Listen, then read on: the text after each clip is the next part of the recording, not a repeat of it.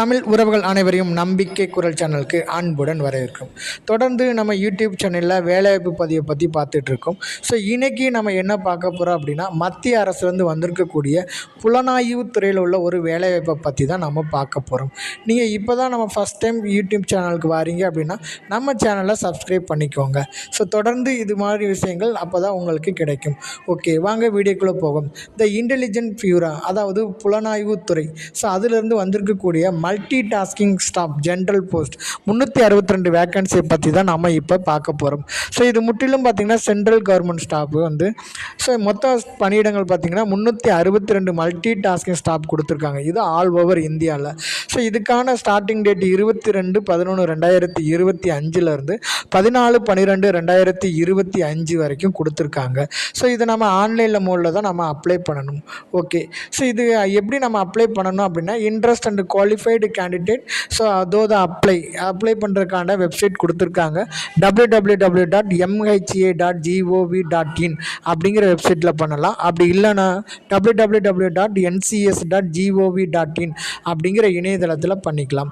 இது முக்கியமான டேட்டை பார்த்துக்கோங்க. ஸ்டார்டிங் டேட் பார்த்தீங்க அப்படின்னா வரக்கூடிய 22/11/2025 லாஸ்ட் டேட் பார்த்தீங்க அப்படின்னா 14/12/2025 வரைக்கும் கொடுத்துருக்காங்க. ஓகே, இது அஃபீஷியலாக வந்திருக்கக்கூடிய ஒரு நோட்டிஃபிகேஷன் பார்ப்போம். ஸோ இதான் அஃபீஷியல் எம்ப்ளாய்மெண்ட் நியூஸ்லேருந்து கொடுத்துருக்காங்க.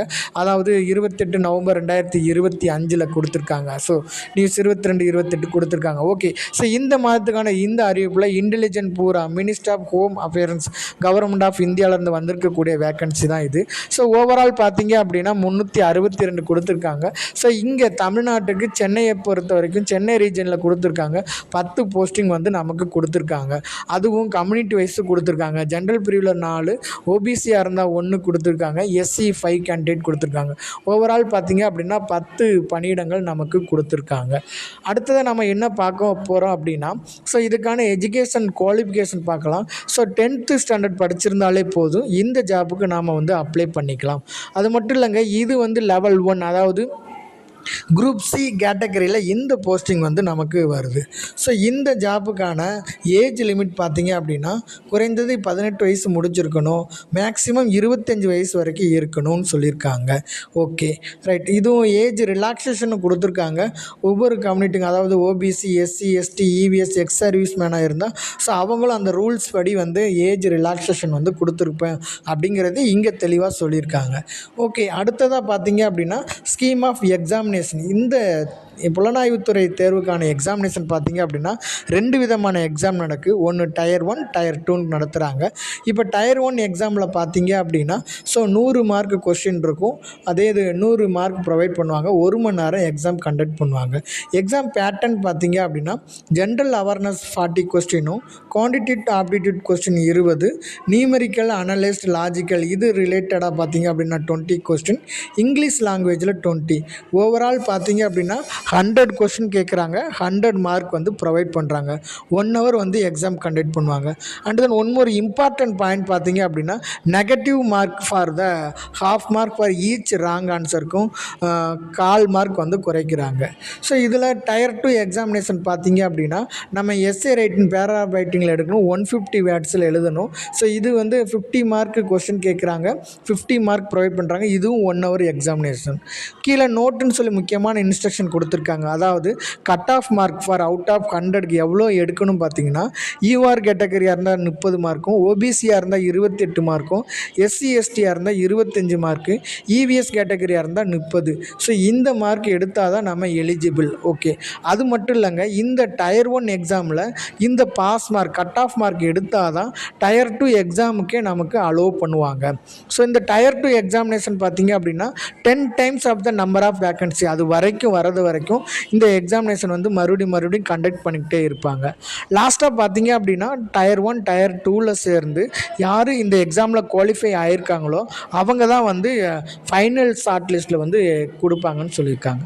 எக்ஸாமினேஷன் சிட்டி ஆஃப் எக்ஸாமினேஷன் பார்த்தீங்க அப்படின்னா candidate refer to the detail அட்வர்டைஸ்மெண்ட்டை பார்த்துட்டு நம்ம அப்ளை பண்ணும்போது எந்த இடத்துல நம்ம எக்ஸாம் எழுத போகிறோம்னு சூஸ் பண்ணிக்கணும். ஸோ அதேமாதிரி 5 ஆப்ஷன் கொடுக்குறாங்க. இந்த candidate has to choose 5 option to the examination சிட்டின்னு கொடுத்துருக்காங்க. ஸோ அதை நம்ம பார்த்துட்டு நம்ம அப்ளை பண்ணிக்கிறது நல்லது. ஸோ அடுத்தது பார்த்திங்க அப்படின்னா ஹவு டு அப்ளை, எப்படி அப்ளை பண்ண போகிறோம் அப்படின்னா, அதாவது ஸ்டார்டிங் டேட் 22/11/2025 14/12/2025 வரைக்கும் நம்ம அப்ளை பண்ணிக்கலாம். ஓகே, ஸோ இதுக்கான வெப்சைட் அட்ரஸ் பார்த்திங்க அப்படின்னா www.mha.gov.in அல்லது ncs.gov.in அப்படிங்கிற இணையதளத்தில் தான் நாம் அப்ளை பண்ணணும். எக்ஸாமினேஷன் ஃபீஸை பொறுத்த வரைக்கும் பார்த்திங்க அப்படின்னா ஆல் கேண்டிடேட்ஸ் 550 ரூபா சார்ஜ் பண்ணுறாங்க. அதே இது மேல் கேண்டிடேட்ஸ் அடுத்து ஜென்ரல் இவிஎஸ் ஓபிசி கேட்டகரிஸாக இருக்கும்போது மேல் கேண்டிடேட்ஸ் வந்து 100 ருபீஸ் வந்து எக்ஸ்ட்ரா நம்ம பே பண்ணணும்.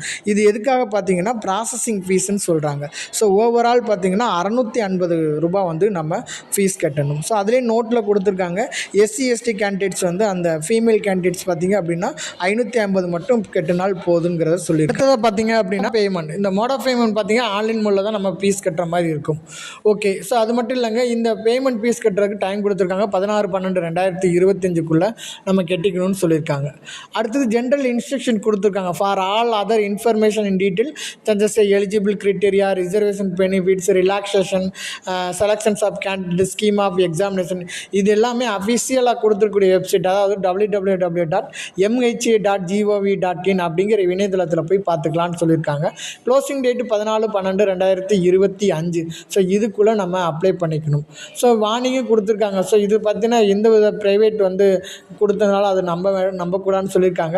அஃபிஷியல் வெப்சைட் 2 சைட் கொடுத்துருக்காங்க. www.mha.gov.in அப்படிங்கிற சைட்டில் அல்லது ncs.gov.in அப்படிங்கிற சைட்டில் மட்டும்தான் நாம் அப்ளை பண்ணிக்கணும். அவ்வளோதாங்க. இந்த வீடியோ உங்களுக்கு பிடிச்சிருந்துச்சு அப்படின்னா லைக் பண்ணுங்கள், ஷேர் பண்ணுங்கள், சப்ஸ்கிரைப் பண்ணுங்கள். Thank you to all.